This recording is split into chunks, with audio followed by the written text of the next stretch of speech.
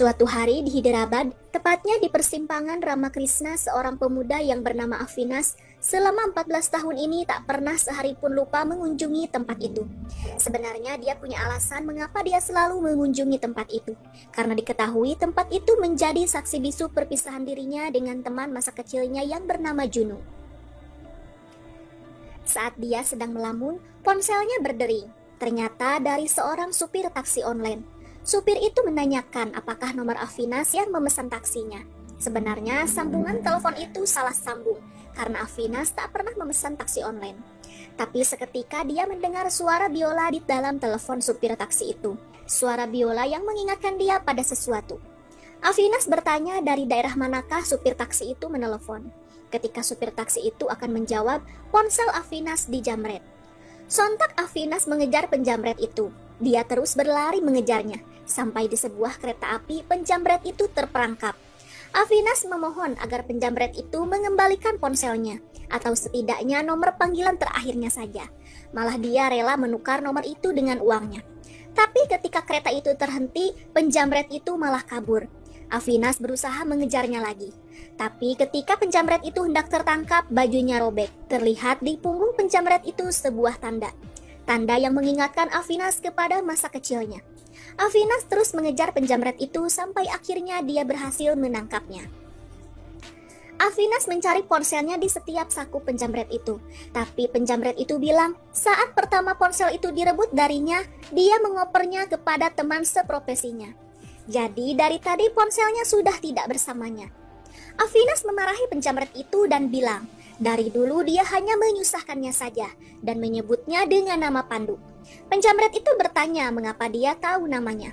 Avinas menjawab, ingatkah 14 tahun yang lalu ketika di persimpangan Ramakrishna, Pandu pernah merebut uang 100 rupiah darinya hingga Avinas mengalami kecelakaan.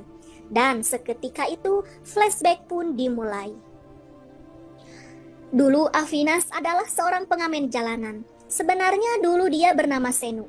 Dia hidup sebatang kara, tak punya siapa-siapa, hidupnya pun prihatin. Tapi walaupun begitu dia adalah anak yang periang dan baik hati. Suatu hari ketika Senu sedang jajan panipuri, terdengar suara gelang kaki. Senu yang penasaran menoleh ke arahnya. Ternyata anak perempuan seumurannya datang menuju penjual panipuri itu. Dia pun membeli panipuri. Anak perempuan itu bernama Junu. Dia anak yang manis dan cantik juga baik hati.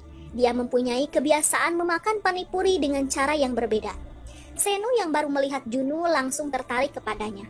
Diam-diam dia memperhatikannya. Junu yang melihat Senu bertanya, apakah yang selalu dibawanya bisa dimainkan? Dengan percaya diri Senu menjawab iya dan langsung memainkannya. Tapi Junu malah mencelanya dan berkata, mainkanlah musik ciptaannya sendiri, itu baru hebat. Senu melohok sejenak, lalu Junu pun pergi. Senu berteriak menanyakan namanya. Junu menjawab bahwa namanya adalah Junu. Dia bertanya balik dan Senu pun menjawab bahwa namanya Senu. Dari sanalah persahabatan mereka dimulai. Senu tak memiliki tempat tinggal, dia hanya tinggal di sebuah pohon. Senu memikirkan apa yang dikatakan Junu tadi, yaitu membuat musik ciptaannya sendiri. Senu mencobanya dan akhirnya dia bisa menghasilkan musik ciptaannya sendiri. Keesokan harinya Junu datang kembali membeli panipuri. Senu yang sudah menunggunya senang dengan kedatangannya. Senu melihat Junu tak memakai gelangnya. Senu bertanya mengapa dia tak memakai gelang. Junu menjawab kalau gelangnya hancur karena kemarin dia jatuh. Senu berkata lagi, lain kali dia harus berhati-hati. Dan Junu pun mengangguk. Senu bermaksud untuk memberitahukan bahwa dia sudah membuat musik ciptaannya. Tapi karena Junu terburu-buru, dia menolak mendengarkannya dan berkata besok saja. Sebenarnya Junu adalah anak yang berpunya. Setiap hari dia selalu memakai pakaian sanggar tarinya dan gelang di kakinya. Di pagi hari, Junu yang hendak pergi ke sekolah melewati jalan simpang Ramakrishna. Dia melihat Senu mengamen di mobilnya. Senu memainkan alat musik buatannya. Karena kaca mobil gelap, dia tak melihat Junu. Dan Junu pun tak mau kalau Senu tahu kalau dirinya adalah anak yang berpunya. Diam-diam Junu memberikan uang 100 rupiah kepada Senu. Senu sangat senang sekali saat itu. Siang hari sepulang sekolah, Junu mencari Senu di pohonnya. Dia tahu dari penjual panipuri kalau Senu tinggal di sana. Dan ternyata Senu ada di sana. Juno langsung naik ke pohon itu. Senu meminta Juno menutup matanya. Juno pun menurut. Ternyata Senu membelikan Juno sepasang gelang dari hasil uang 100 rupiah tadi. Juno meminta Senu mengulurkan tangannya dan berkata bahwa Juno sebenarnya adalah peramal. Senu senang dan mau diramal olehnya. Juno berkata kalau tadi Senu mendapatkan uang 100 rupiah dari sebuah mobil. Senu terkejut mendengar perkataan Juno dan dengan polosnya Senu percaya kalau Juno peramal. Juno berkata lagi kalau mobil itu akan memberikan uang 100 rupiah kepadanya dengan syarat setiap hari tepatnya di pagi hari Senu harus menunggu mobil itu dan mengamen di mobil itu. Tapi setelah dia mendapatkan 100 rupiah dia tak boleh lagi mengamen seharian.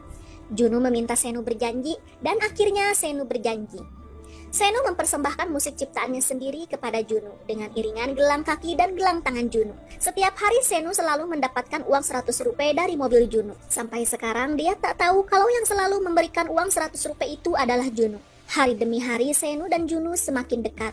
Mereka selalu bermain bersama. Juno senang bermain dengan Senu, begitupun sebaliknya. Suatu hari Senu terlihat babak belur. Juno bertanya mengapa wajah Senu penuh lebam. Senu menceritakan kalau dia dipukuli oleh anak jalanan yang lain.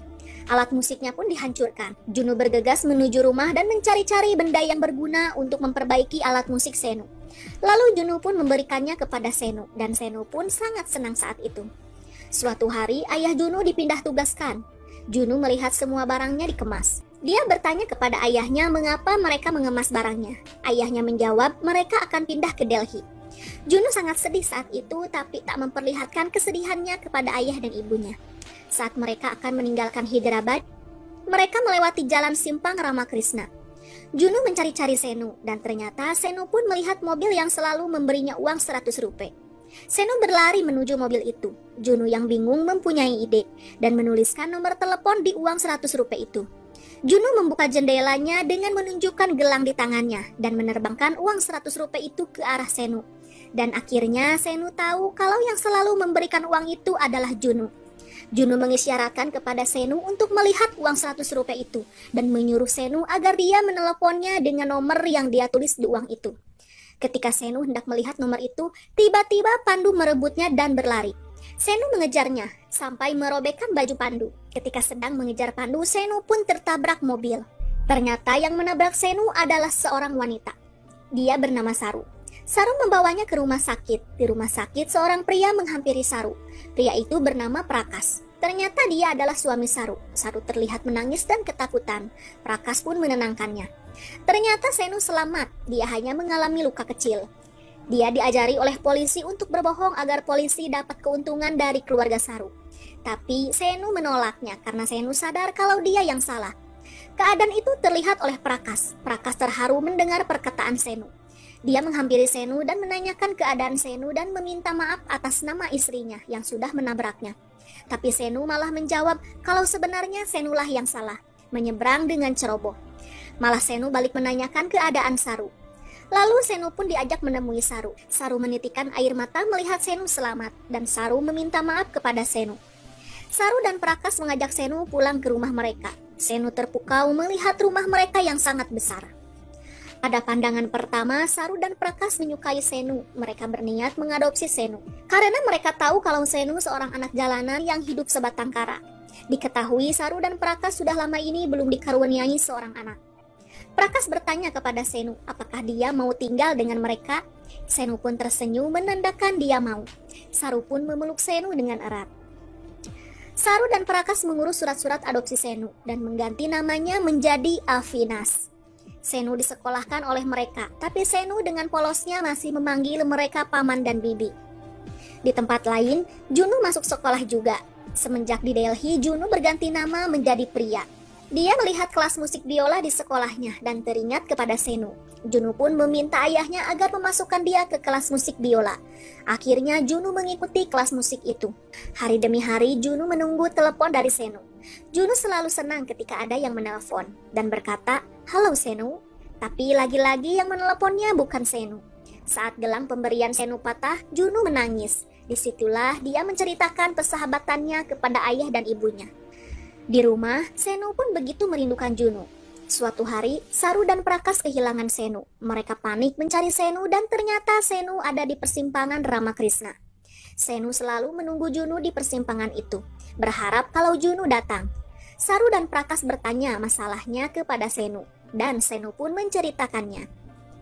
Dan akhirnya keluarga mereka mendukung persahabatan itu. Ibu Junu memperbaiki gelang yang patah sehingga Junu terlihat senang. Dan Saru pun memberikan payung kepada Senu saat hujan turun dan mendukungnya untuk menunggu Junu di sana. Saru memperkenalkan dirinya sebagai ibu Senu kepada orang tua teman-temannya Senu. Tapi karena Senu terbiasa menyebutnya bibi dan paman, Saru pun terlihat malu di depan orang tua temannya Senu. Di rumah, Saru menangis karena Senu belum mau menyebutnya ibu. Tapi Prakas menenangkan Saru dan menyuruhnya berhenti menangis dan bilang kalau jangan memaksakan kehendaknya. Biarkan Senu menganggap mereka orang tua dengan hatinya sendiri. Tapi Saru mencela perkataan Prakas kalau dia tak punya perasaan dan tak punya air mata. Karena sesedih apapun, Prakas belum pernah mengeluarkan air matanya. Dan Prakas pun menenangkan Saru. Suatu hari Saru memarahi Prakas yang selalu merokok. Saru tak suka kalau Prakas kecanduan rokok dan mengatakan I hate you kepada Prakas. Kata-kata itu didengar oleh Senu. Senu menanyakan arti kata I hate you kepada mereka. Karena Senu mendengar kalau Saru mengatakan itu kepada Prakas tadi pagi. Dengan bingung, Saru menjawab kalau kata-kata itu adalah kata kalau kita sangat mencintai seseorang. Lalu karena Senu terlalu mencintai mereka, Senu pun mengatakan I hate you kepada Saru dan Prakas. Dengan tersenyum, mereka pun membalas kata I hate you kepada Senu. Suatu hari, taman di persimpangan Ramakrishna direnovasi. Ternyata diam-diam orang tua mereka mencari informasi satu sama lain. Tapi hasilnya nihil, mereka tak mendapatkan informasi apapun. Dan setelah belasan tahun berlalu, Senu pun tumbuh menjadi Avinas yang gagah dan tampan, dan gemar berlari. Dan Junu pun tumbuh menjadi wanita yang cantik, anggun, dan pintar memainkan biola. Dan nama besarnya berubah menjadi pria. Senu selalu menyempatkan diri untuk menunggu di persimpangan itu. Dan Junu pun mendaur ulang gelangnya yang sudah kecil menjadi satu gelang dewasa. Senu masih saja memanggil Saru dan Prakas paman dan bibi, tapi itu tak masalah bagi mereka. Hari-hari mereka masih sama seperti biasa menunggu kepastian. Mereka selalu setia dengan perasaan mereka masing-masing. Suatu hari Saru belanja dibantu Senu. Saru berjalan sambil teleponan. Saat itu kantong belanjaan Senu bolong. Senu memungut satu persatu belanjaannya. Tapi tiba-tiba sebuah mobil meluncur hendak menubruk Saru. Senu yang melihatnya berteriak memanggil Saru dengan sebutan ibu agar Saru terhindar dari mobil itu. Saru tak percaya Senu memanggilnya ibu dan terkesima begitu saja. Senu menyelamatkan Saru sambil memarahinya dengan terselip kata-kata ibu di kemarahannya. Saru menangis saat itu bukan karena Senu memarahinya, tapi karena Senu telah memanggilnya ibu. Dan karena Senu sangat mencintai Saru, dia pun berkata I hate you kepada ibunya. Dan Saru pun menangis bahagia. Di Delhi, ayah Junu akan dipindah tugaskan lagi. Sekarang dia akan ditugaskan ke Amerika. Mendengar hal itu Junu sangat sedih. Tapi lagi-lagi dia tak memperlihatkan kesedihannya itu. Junu meminta izin kalau dia ingin mengunjungi Hyderabad sebelum perpindahannya ke Amerika. Dengan alasan temannya yang bernama Kavita akan menikah dan ayahnya pun mengizinkannya. Setelah mengantar Saru, Senu menjemput Prakas. Di mobil, Prakas merokok. Senu yang melihatnya mengarang cerita kalau ayah temannya kena kanker stadium 4 akibat merokok. Maka dari itu Senu meminta agar ayahnya berhenti merokok. Mendengar perkataan Senu yang menyelipkan kata ayah kepadanya, Prakas terkesima. Matanya berkaca-kaca karena panggilan yang diinginkannya selama ini akhirnya didengar oleh telinganya sendiri. Prakas membuang rokoknya itu dan berjanji tak akan merokok lagi. Senu memanggilnya dengan sebutan ayah dan berkata I hate you ayah. Sesampai di rumah Prakas pun menitikan air mata di hadapan Saru. Tanda dia bahagia karena Senu sudah benar-benar menganggap mereka sebagai orang tuanya.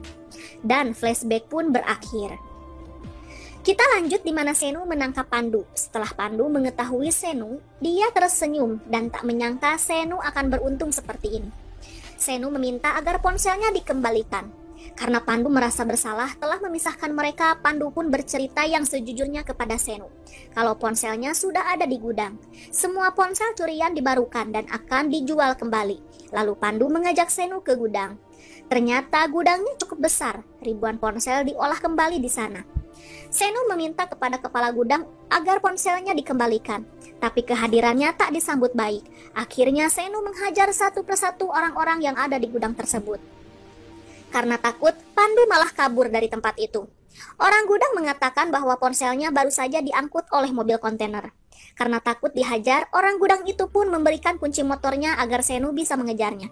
Dan akhirnya mobil itu pun ditemukan. Tapi Senu ditembaki oleh beberapa mobil yang mengawal mobil kontainer itu. Tapi namanya juga film, jagoan pasti selalu menang. Senu berhasil menghentikan kontainer itu dan ribuan ponsel pun berserakan. Senu mencari ponselnya satu persatu dan akhirnya ditemukan, tapi ponsel itu dalam keadaan rusak. Dan Senu pun berusaha memperbaikinya dengan membawanya ke konter HP. Di gudang, bosnya datang melihat keadaan gudang yang berantakan. Kemudian mereka memutuskan untuk mencari Senu. Setelah dilacak, diketahui Senu berada di sebuah mall. Dan benar saja, Senu menservis ponselnya di mall tersebut. Di mall mereka saling kejar-kejaran. Lagi-lagi Senu melumpuhkan satu persatu anak buah bos itu, sampai akhirnya ponselnya bisa digunakan. Senu menghubungi taksi online tadi, dan akhirnya supir itu mengatakan bahwa tadi dia menelepon di dekat pagelaran musik. Supir itu bilang pemain biolanya adalah wanita yang sangat cantik, dan seketika Senu pun bahagia mendengarnya. Dia telah menemukan Jununya sekarang.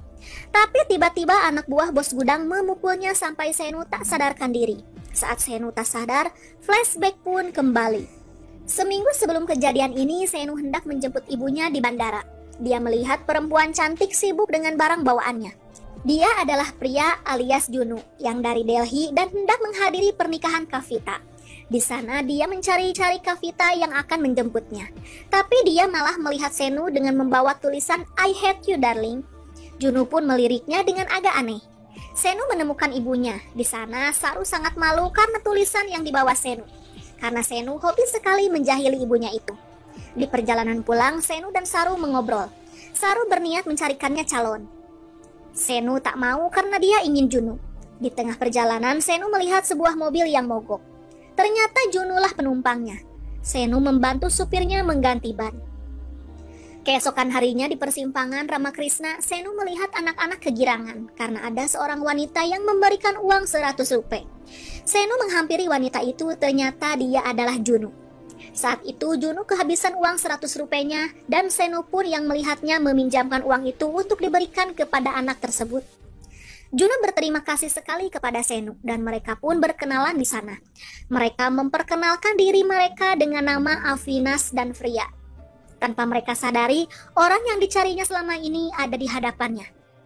Di pertemuan itu mereka mengobrol dengan sangat asyik. Ternyata sewaktu Junu di pesawat menuju Hyderabad, dia bertemu dengan Saru. Pada pandangan pertama, Saru menyukai Junu. Dengan biasa, Junu memperkenalkan dirinya dengan nama pria kepada Saru. Saru banyak mengobrol di pesawat itu bersama Junu. Saru menceritakan anaknya yang bernama Avinas. Saru memperlihatkan cincin berlian dan mengatakan bahwa ini pemberian anaknya yang bernama Avinas itu. Saru terus menceritakan kebaikan Avinas agar Junu tertarik kepadanya. Tak lupa Saru memberitahu alamatnya dan mengundangnya ke rumah. Junu saat itu merasa risih dan mencari-cari alasan agar dia tak mendengarkan ocehan Saru tentang anaknya. Akhirnya Junu memutuskan untuk bolak-balik ke toilet. Di kesempatan ini Saru menyelipkan cincin berliannya di tas Junu karena ingin melihat kejujuran Junu. Dan benar saja, Junu mengembalikannya kepada Saru.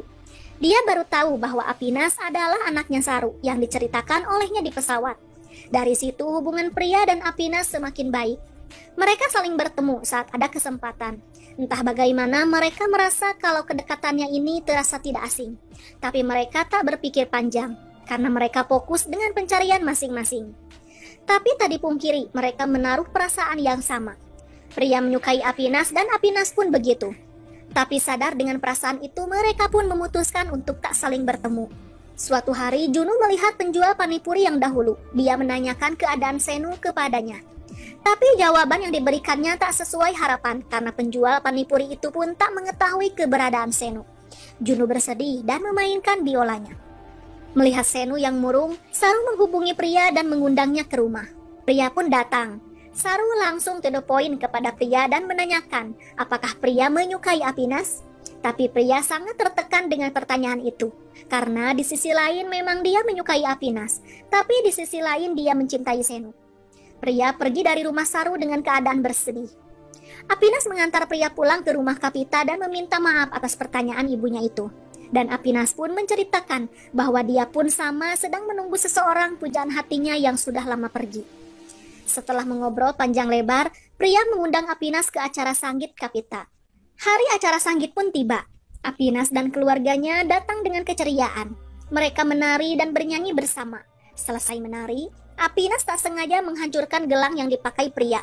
Pria marah dan menampar Apinas, dan pria pun menangis sambil memungut gelang yang hancur itu. Itulah perjalanan di mana Senu bertemu dengan Junu. Tanpa disadari selama ini mereka dekat dengan orang yang mereka cari. Dan kita kembali kepada Senu yang dipukul hingga tak sadarkan diri. Senu disekap di gudang itu oleh bosnya. Bosnya berniat meminta ganti rugi kepada orang tua Senu. Ketika Senu sadar, dia melihat sekelilingnya dan terlihat sebagian orang sedang merakit senjata. Senu berusaha melepaskan tali yang melilitnya dan akhirnya terlepas. Bos itu menghajar Senu, tapi dengan sigapnya Senu mengambil pistol yang ada di sana. Dia menodongkannya kepada bos itu dan melarikan diri. Karena takut ditembak, bos itu pun memberikan kunci mobilnya agar dia cepat pergi. Dan akhirnya Senu pun pergi ke tempat yang diceritakan supir taksi itu. Singkat cerita, Senu sampai di sana, tapi pria yang juga ada di sana memanggilnya dengan nama Avinas. Pria meminta maaf karena kemarin dia sudah menampar Avinas. Pria pun hendak berpamitan karena beberapa hari ke depan dia akan pergi ke Amerika. Pria mengatakan tak bisa pergi kalau Avinas belum memaafkannya. Avinas pun memaafkan pria dan membelikan gelang yang baru kepadanya tanda permintaan maafnya karena kemarin dia sudah menghancurkan gelang pria. Dan Avinas pun mengucapkan selamat tinggal kepada pria yang akan terbang ke Amerika. Karena Avinas sebenarnya sedang fokus untuk mencari Junu yang ada di tempat itu. Dengan sedih pria pun melangkah pergi. Senu melihat penjual biola di sana. Dia bertanya, apakah ada seorang gadis yang memainkan biola di sini tadi pagi? Penjual itu tak mengingatnya.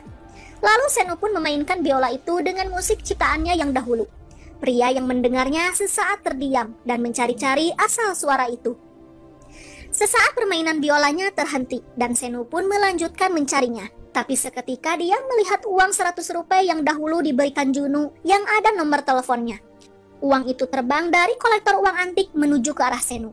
Senu mengingat uang itu dan menghubungi nomornya dengan menggunakan ponsel orang lain. Tapi karena pria alias Junu fokus mencari asal suara biola itu, dia terus mereject teleponnya. Sampai pada akhirnya telepon itu diangkatnya dan Senu pun berkata, "Halo Junu, Junu ini aku Senu, teman kecilmu." Junu menangis tak menyangka pencariannya selama ini tak sia-sia. Senu mengingatkan kenangannya dahulu yang sering memanjat pohon dan memakan panipuri bersama. Junu bertanya mengapa Senu selama ini tak menghubunginya. Senu pun menjawab karena dulu dia kehilangan uang itu. Senu berkata, Senu berusaha mencarinya selama ini. Dia selalu menunggunya di tempat itu, berharap Jununya datang. Junu menangis sejadi-jadinya karena orang yang dia cari sama memikirkannya. Saat Senu bertanya di mana keberadaannya, ponselnya mati. Tapi Senu tak kehilangan akal. Senu memainkan biola itu lagi dengan lagu ciptaannya sendiri. Junu mendengarnya lagi dan bergegas mencarinya. Terlihat olehnya seseorang memainkan biola itu di tengah-tengah kerumunan. Junu menghampirinya dan saat dia tahu dia terkejut. Ternyata Senu yang selama ini dia cari adalah Avinas. Avinas pun yang melihat pria ada di hadapannya langsung menghentikan permainan biolanya dan berkata, "Kaukah itu Junu?" Dan Junu pun mengangguk. Avinas leles tak berdaya karena Jununya selama ini dekat dengannya. Junu berlari dan ngagabruk Senu. Mereka berpelukan dengan sangat erat, melepas rindu mereka masing-masing, dan film pun berakhir. Oke teman film, itulah kisah Junu dan Senu. Takdir yang memisahkan mereka dan takdir kembalilah yang mempertemukan mereka. Pesan dari film ini, jangan menyerah pada keadaan karena dengan berusaha dan kerja keras, kita pasti mampu menemukan kebahagiaan yang kita inginkan. Bye-bye.